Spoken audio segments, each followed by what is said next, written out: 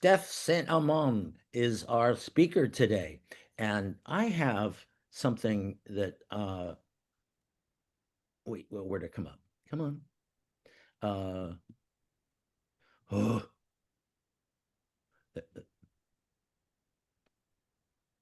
there it is. As an intro. Um, and it's a little bit different than what we would normally do because this is really cool. Uh, it begins as a consciousness coach and spiritual badass. My soul powered purpose is to live the spiritual principles I have cultivated through my life and to share them with those brave enough to walk this path with me. I provide spiritual nourishment and conscious contemplation. I love that. Um, Empowering myself and others to boldly and audaciously co create healthy, vibrant, and radically joyful life using the tools and principles found through ancient times and modern days. Ladies and gentlemen, Steph Saint Amand, it is yours. That and it has a jingle. Contemplation. It's time to Oh, wow. contemplate. No, that's great. Yeah. So good to be with all of you again. Thanks for having me and just being a part of this experience of I just get to be in your presence and in your light, and so I am blessed. I am blessed to be right here and right now with you. So that was an updated bio that I just put out. I didn't think people had that one yet, so that's fun. But I have found in the last few months, my life has completely shifted and changed and evolved. I've lost identity and regained this certainty of that powerful presence of the divine within. So, with absolute clarity, moving into this place of a mystic's guide to a grateful heart and finding that all of the sticky stuff, all of life, absolutely every piece and part of life gives us the opportunity to live from a place of gratitude, live from a place of being in a grateful state of being. And so my guide to a grateful heart is these three things, and we'll break that down a little bit for sure. To be present, to be here now, and it is this moment that is actually happening. So be present, be forgiven, and be forgiving. These are concepts. Forgive yourself for everything, and to be gratitude, to be in that essence, that expression of gratitude. And so that's how to live a grateful heart. It's so simple. I always find it so fun when I'm reading great writers like Don Miguel Ruiz and Ernest Holmes. They have this one thing in common where they're always saying just. It's so simple. Just do this. Just be this thing.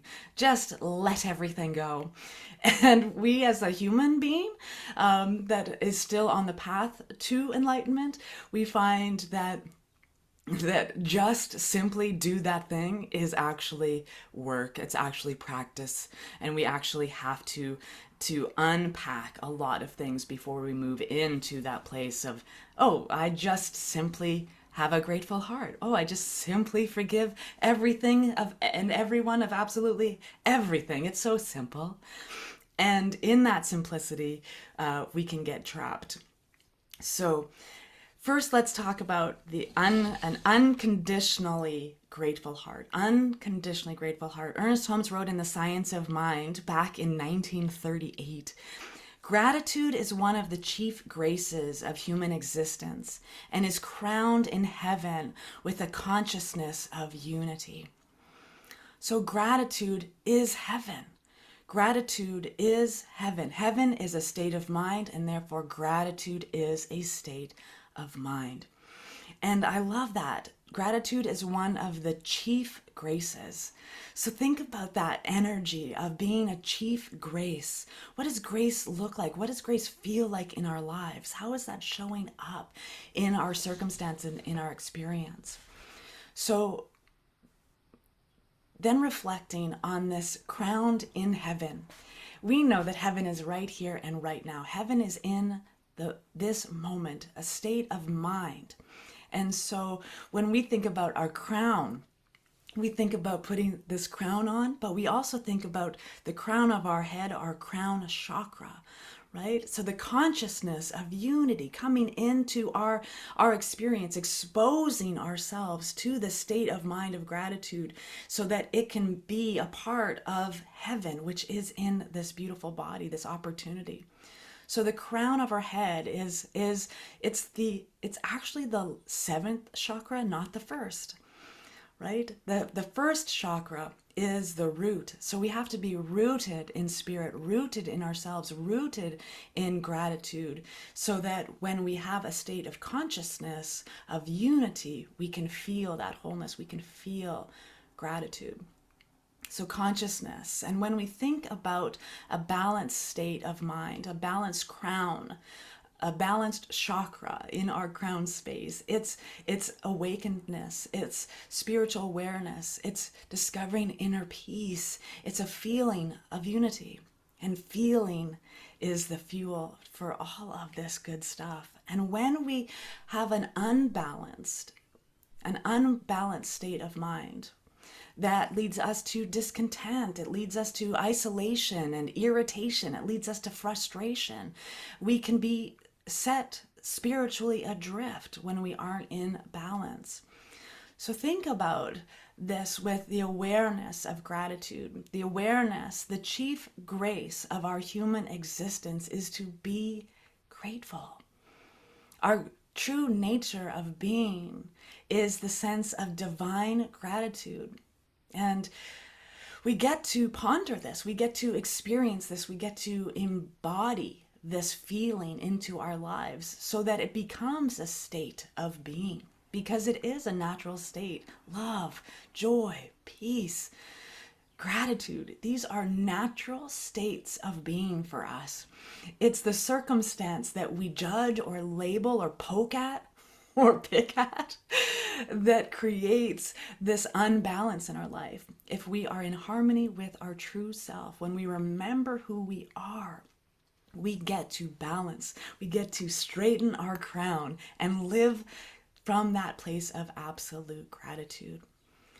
So what would that look like? What would that feel like in your body? Where does gratitude exist within you? Because for us to feel grateful from an external thing, like a compliment, someone saying great things about you, and you get a little red in the cheeks because we hate getting compliments, it doesn't feel natural for us. And we learn to say thank you for that, thank you for that. And when we align that word with our feeling, we have a grateful heart. We can remember, how does me being aware of this gratitude, how does this sensation live within me, exist within me, become more of my life? So that's when we do the first step of a grateful heart, and that's to be present. Be present right where we are. To see the divine in everything and everywhere, just like your beautiful mission statement, right? It's a part of who you are right now, living from that divine place, knowing that you are divine and that everyone around you, everyone in this space is divine activity expressing itself as a unique and unrepeatable expression. How delicious. Being present. So Ernest Holmes, he said, "We have made a riddle out of simplicity. Therefore we have not read the sermons written in stones, nor interpreted the light of love running through life. To return to a sane simplicity is one of the first and most important things to do." I don't know about you, but I'm walking around the last few months going, this world is insane. There are things going on in the world right now. I'm like, did he just say that? Did they just do that? What has happened? Everyone is going insane. I don't know how many times I have said the word "that's crazy" in the last few months. And it's new for me, even though it's my awareness of the crazy that is within me. It is the circulation of my unbalanced thoughts, my unbalanced thinking that has led me to this expression of, this is insane. There's insanity here. But I remember back. I remember back to before I found this teaching, before I started walking a path in this philosophy, that I was that. My mind was a whirlwind. I've probably described it for you before in such a way that it was a monkey juggling hamsters on a unicycle. That's what my brain was doing. Chronic anxiety, severe depression for 2 decades of my life. And that's just shown up in the external in such a way that now I am aware of it, because everything that is before us is for us. Everything that is before me is for my highest and greatest good, because I have faith that there is a God that is greater than I am, a power and a presence that is woven in and through and as absolutely everything. If it is in front of me, it is for my highest good. And sometimes it looks like lumps and bumps, and sometimes it looks like sweet surrender. And every part of it is magnificent. But we get to return to that being present. We get to be aware. This consciousness, this magnificent human experience that we get to have. Any which way my DNA or my genetic coding could have shifted, I could have been a banana. But somehow, in some way, some miracle expressed itself in such a way that I have a unique and unrepeatable expression and a life that I get to live. This is the moment. All worry, all fear, all suffering comes from a place of separation, which means we are not present for the present. We are worrying about yesterday, or we're worrying about tomorrow's bills. But right here, right now is the moment that God is living itself as you. Not with you and for you, and you're in something or you're of something, but you are the literal expression of divine creativity in a unique form, and being present for who you are, being present for your magnificent creative mind to unfold, to unwrap, to deliver, right? The divine delivery system. Absolutely. So being present is a practice. And being present is a part of this divine nature that is required from the human experience. Again, Ernest Holmes, he tells us, if we disconnect ourselves from the past and find ourselves firmly rooted in God today, in love, in hope, in joyful expectancy, and in grateful acknowledgement, and if we learn to harmonize with everything that transpires today, tomorrow will blossom like a new flower in our experience. We are planting the seeds in the present moment right now. We get to dive deep into our conscious, aware presence in our self-inquiry and be present for everything. I practice regularly this beautiful sacred attunement. Every meal I make, I prepare it in a mindful and conscious way. From the moment I take my vegetables out of my fridge, I am blessing every step that has taken to get me to this celery. All the farmers, all of the organization and process that had to happen so that I could have celery I didn't grow myself. To have these beautiful expressions of running water to wash my celery, to be the blessing of the hands that have the capacity to peel things, to slice things, to prepare things with such grace. I always say, if you've had a meal by me, you've had a kosher meal, because every part of it is blessed. I'm grateful for the processes and the technology that got me to this thing. I'm grateful for the luxury and the privilege that there's a grocery store close to me, that there are people employed in this grocery store. There are people employed in trucking services, and I am blessing every every inch of thread, because we are interwoven and we are one. When I am blessing everything around me, I am blessing my own heart. I am blessing my own heart. We are that weaving of gratitude. We are how gratitude shows up. We are how love is expressed in the world. We are divine activity. The spirit that is showing up as love is us. We are love loving.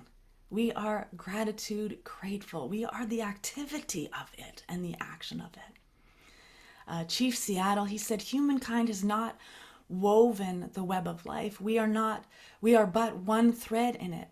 What we do to the web, we do to ourselves. All things are bound together. All things connect. So where is my gratitude weaving? Where is my energy or frequency bumping into or bouncing off of? Can things bounce off and bump up if we are one without separation? Are we one of those, or are we one of those paddle games with a string attached to it so that, right? So the ball is just bouncing every which way, but that string attaches us. It keeps us in play. It keeps us connected. The ball, it can go every which way, but without that attachment, we can lose it. And sometimes we can lose ourselves when we are not in the present. And so when we lose ourselves, it brings us to our second step in a grateful heart, which is be forgiving. Be forgiven. It is hard sometimes to be grateful when we feel that separation, because everything around us is telling us to label things or judge things. Everything around us is buy more of this, so that you'll look like this. Honey, you were born perfect. There is nothing more you need to become. So sometimes it's hard to be in that place of gratitude, especially if you fall out of the presence and fall out of alignment. And our first training, I don't know if this is for everyone, but as a woman, we are trained to say yes to things we don't want to say yes to. And we find ourselves in the midst of being out of alignment with what our heart is telling us is true and right. I know that this has happened for myself in many ways, and every time I return to myself, I remember, oh, what a journey this is. What a sacred expression that I am living in right now, this opportunity. But I find also there's opportunities to beat myself up. When I fall down, when I get off course or out of sync with who I believe I am called to be, who I say I am. And I think I'm probably not the only one on the planet who does that. And I remember one of my first activities, or an activity I did in practitioner training. When I was in practitioner training, we had to write treatments every week for something. And we came to this opportunity to write a prayer request for forgiveness. And I wrote out my first idea, or my first conscious awareness of forgiving myself. And so I wrote out this treatment and about forgiving myself, letting myself off the hook, and surrendering to that absolute place of faith that if it is before me, it is for me. And when I read that treatment out loud to myself and heard it with my own voice, I wept, I bawled, because I felt a healing had happened. I felt a release and a surrender, a letting go. Letting myself trust that this too is good. Letting go of all of that labels, the stories I've told myself, the stories other people have told me about myself are none of my business. So forgiving myself was a huge divine expression, a huge instrument of healing in my life. Healing and letting myself off the hook for letting myself suffer, letting myself sit in anxiety and depression for years. And forgiveness is for giving, right? That's the word. It's for giving. So give yourself a break when we believe we are off course or off track, because again, we are not. Everything that we are is the divine activity of an infinite, intelligent presence that knows greater than I do. And so maybe just have some patience. Maybe just have some understanding and reflection. But everything I have known about my path and my past is that it has made me stronger. It has made me more powerful, more capable. My bandwidth expands. My capacity to know a greater truth elevates and evolves. And this is true for everyone. This is true and possible for everyone. Again, I remember being in this moment. It was probably 13 or 14 years ago, standing in my kitchen, just preparing a meal, not yet the person who blesses everything. And something shifted in me simply in this moment, and an awareness. I guess I was in a meditative state while I was preparing this moment in my mind. But a radical sensation came over me, an overwhelming gratitude showed up in this moment. And again, I started bawling. I just started bawling. I felt like this shedding of everything from my past, all the labels of ick, all the bad, all the things that I had labeled in my life, circumstances, situations that I had believed I led myself to and through, which I had. I'm not going to go into those, but there's situations that were profoundly educational. And in that moment, I realized that I was so radically grateful, unconditionally grateful. I had become present for this moment that was unfolding in me and allowing the expression of divine wholeness to know itself in that moment, and freeing myself, liberating myself from the belief of all that, the judgments I had about myself and my past. Letting it all go, a sensation of radical gratitude, being grateful for the sticky and the sweet, knowing that God is in everything and all things. There is not a space or place without it. And so this beautiful expression, it kept coming to me by accident until I became aware that it wasn't by accident. These feelings, these awarenesses, these beautiful gifts and treasures. These three treasures, the Tao Te Ching talks about in lesson number 67. There's only three things I have to teach you: simplicity, patience, and understanding, I think is the third one. But simplicity, it is so simple. We just clear our mind. We just do it. We just clear our mind. But it's not that we are forcing ourselves to be in those moments. Those moments are happening when we allow ourselves to be present, when we allow ourselves to really hear that voice of the divine that is always speaking to us. It is always available to us. We are inseparable from this power. And so just to make that just easier, Ernest Holmes, he said in the Living the Science of Mind, I have a method which will work for you if you will let it. Just forget the past. Forgive yourself and everyone else for everything that has ever happened. Try to feel that everyone is doing about the best they can. I know I am. Come to realize that while you were born into this world through your parents, you are really a spirit. You really are born out of life. The thing that entered you when you were born was God, the living spirit. Why not get back to the true center of your being and think and act and live from the point of view that you are one with everything because you are one with God.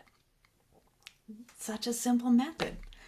Just forget your whole past. Just be present today. Forgive everything, everyone, including yourself, of everything that's ever happened. Everything. The stuff we label good, the stuff we label bad. Forgive yourself for everything. Come to this place to realize that there is something you were born of.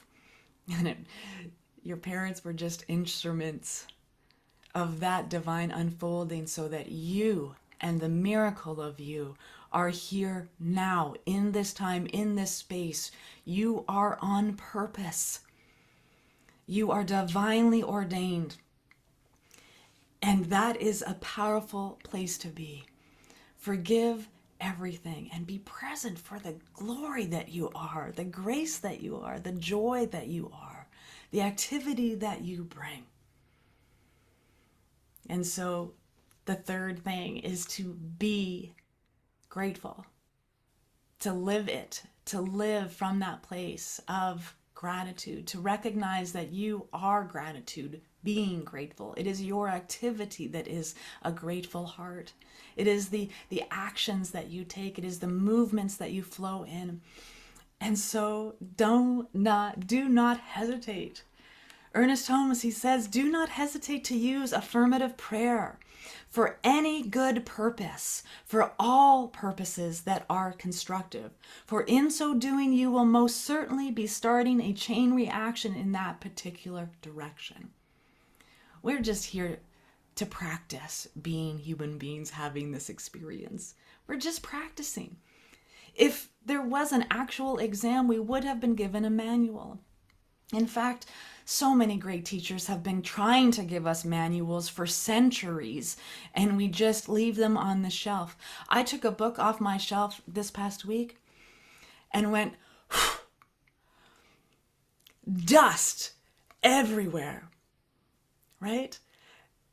That book was written thousands of years ago, not published thousands of years ago, but this book, the wisdom that it was trying to share with me, has been around forever, because every spiritual teacher, every mystic, every philosopher has been saying this, that we are it.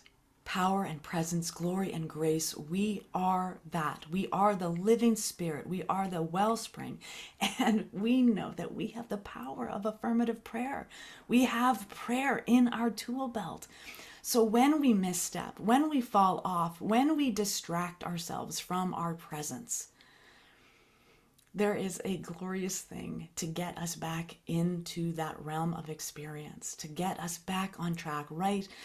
Our sets right, our mind straight. We get to pray ourselves into wellness. We get to discover the divine intelligent presence within our own being, because there is no one else talking to us inside of us. The power of this magnificent mind, the power of the divine that is within us. We get to live from that experience and expression. We get to be grateful. We get to be grateful. We get to be loving. We get to embody that sensation, that feeling, that experience, that expression. We get to return to ourselves, because our natural state of being is a state of heaven. We are heaven unfolding. We are the heavenly host in this unique and unrepeatable package, this divine and holy gift that we are. And we get to show up as that, the living example, right? Again, these beautiful spiritual teachers that have come before us, that's what they have been doing. They stopped telling us to do things and started living it. And we get to do that too. When we know better, we do better. When we are grateful, more gratitude comes to us. more opportunities to be grateful, more opportunities to give thanks and to say thank you. I was just having this thought earlier this morning. Someone someone giving, negative feedback or something I would label negative, and just say thank you for your feedback. I will take that to heart. A few months ago, my whole life shifted. I had a trajectory. I was taking on a new community. I was working really hard and giving of myself freely. I was doing my best to be centered and grounded in what I thought was required of me. And this beautiful sacred friend, we call him, decided to tell me exactly how he felt about me and everything he thought about me. And it was a 3-page, 30-minute read. And it shifted my trajectory for the rest of my life. Because no one gets to talk to the divine like that. No one should ever feel or experience what I got to experience.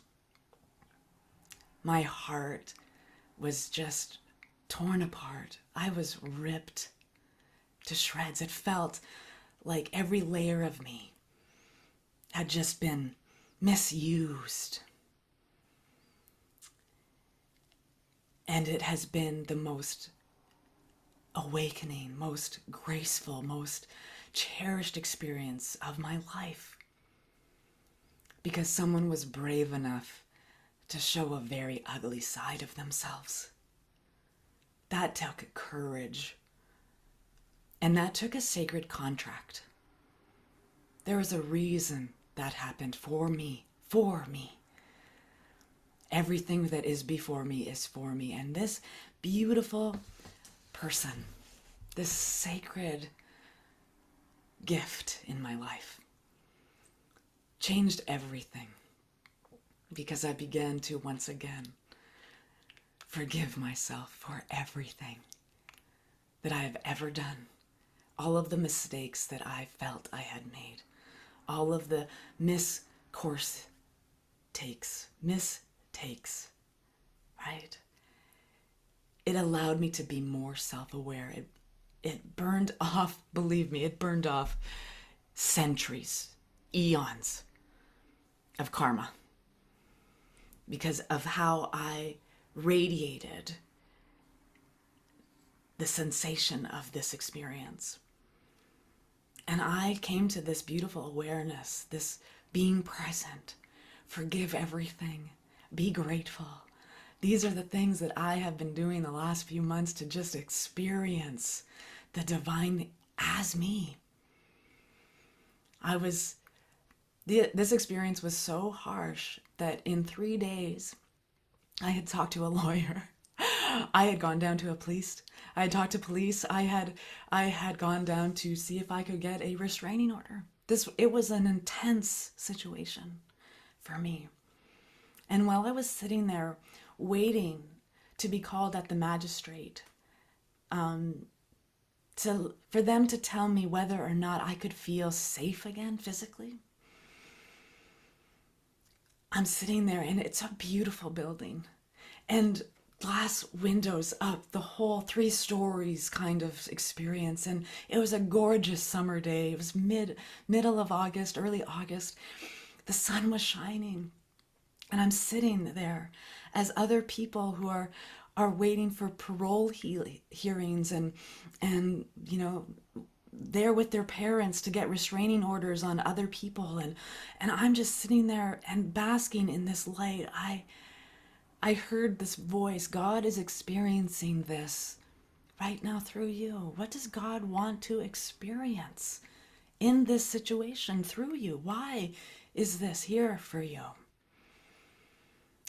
And all of a sudden, it was just an awakening moment. God is this precious thing inside of me experiencing this. And then God reminded me, I have the control. I have the power. I am that. I am in control of this situation. No one's going to call me up and tell me I'm safe. I am supported by an infinite intelligent presence, a divine power, filled to the brim, pressed down and overflowing. And so they called me up and said, I'm sorry, you don't qualify to feel safe in this manner. And I said, okay, I'm good. Do you need a lawyer? I'm like, no, got one. No worries. I'm good. And then the next few days was just me unfolding this divine, powerful situation where I became exactly who I am meant to be. That I could realize that I have that level of power and certainty within me, that I have that level of unconditional, unwavering faith in the God that is me, in the light that I am. Because what that person spoke of me is untrue, or it wouldn't have made me feel unsafe. And I returned to my safety because I returned to myself. I am capable, I'm powerful, I'm presence. And this overwhelming sensation again unlocked my heart. Any walls I had built around myself, because this was a 3-year experience that happened that just distilled itself into the releasing moment. And I was liberated. And it's impossible to not feel grateful when you have freed your own self. And the only way I have found to do this is to be present, to forgive everything, and to be it, to be the grateful, to be the gratitude, to be the activity of this unfolding thing that is divinely purposeful through each and every one of us. I know I'm not the only one that has these kinds of experiences, and I know I'm not the only one who wakes up after them. I have yet to meet someone who's awake more than me, who says, it was easy. I just woke up one day.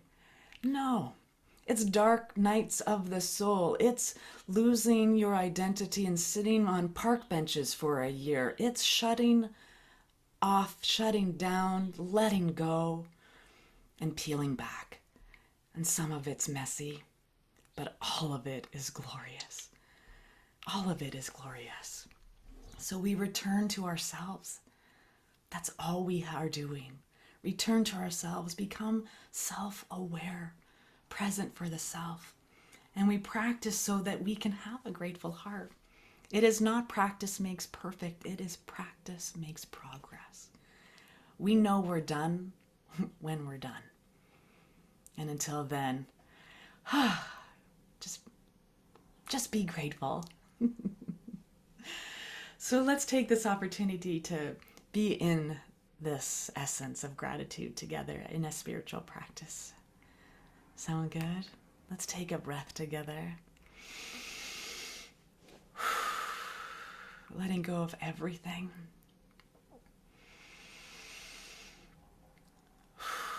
Recognizing that we are one.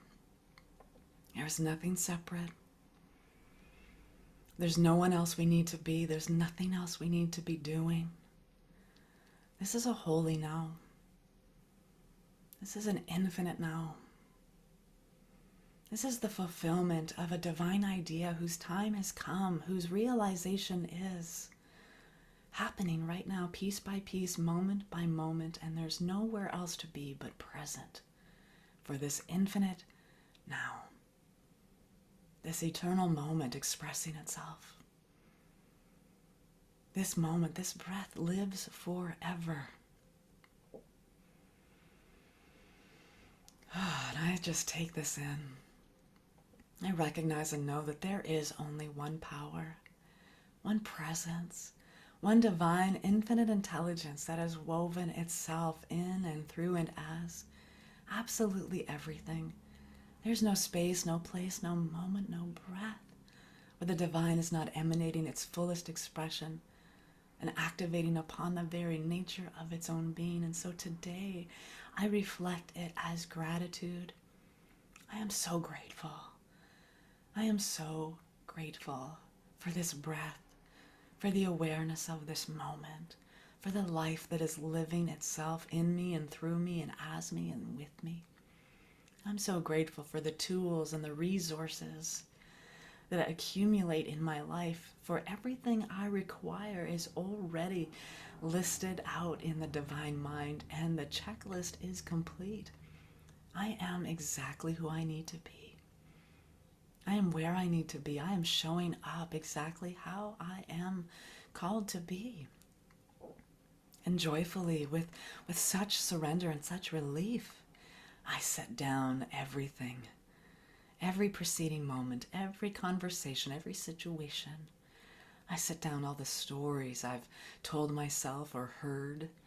I let go of every label, even the loving ones like daughter and friend, father and son. I let go of every judgment I have or have had. I clear my mind and I allow an openness, a willingness to express itself within every cell of my being, every atom of me, glory and grace, moving and circulating in absolute divine order. I am a divine blueprint in physical form. Every part of me is right. Every part of me is the activity and action of the divine, of the beloved. And so I be loved in this life. I allow this gratitude to well up within me. I allow a grateful heart into my space. My body is a welcoming environment for all of my good, all of my good. I am remembering all of my good. I'm remembering who I am. And this beautiful, magnificent mind, this body temple, is a welcoming and warm environment for this divine activity to express itself freely, to be liberated into the world, to know that it is already present. Everywhere I am, my love, my gratitude shows up before my entry, prepares my way. For I know my heartbeat is a sacred expression, and divine science has shown that this beautiful heart is a traveler of time. It knows wisdom and grace before my mind. And so I listen deeply. I listen fully. I engage with my inner dialogue, and my self-inquiry always discovers the moreness of who I am. Always discovers the highest and best self is presenting exactly as I am, exactly in this moment. There is nothing else and no thing else but the activity of the divine as me. And shifting in that awareness to know that everything and everyone around me is a reflection and emanation of that which is the Most High. There is nothing separate. There is only one heartbeat happening. It is within me, and it is within all people, all creation, all existence. And so right now, gratitude exists in me and through me. I am a conduit of a grateful heart, and I am so thankful. Thankful for this beautiful expression of life and all of the opportunities to give thanks and to be grateful. With love and joy in all of me and overflowing, I share in that overflow right now as I simply release my word, knowing it is already perfect, whole, and complete exactly as it is. And I need do nothing more but let it be so. And so it is. And so it is.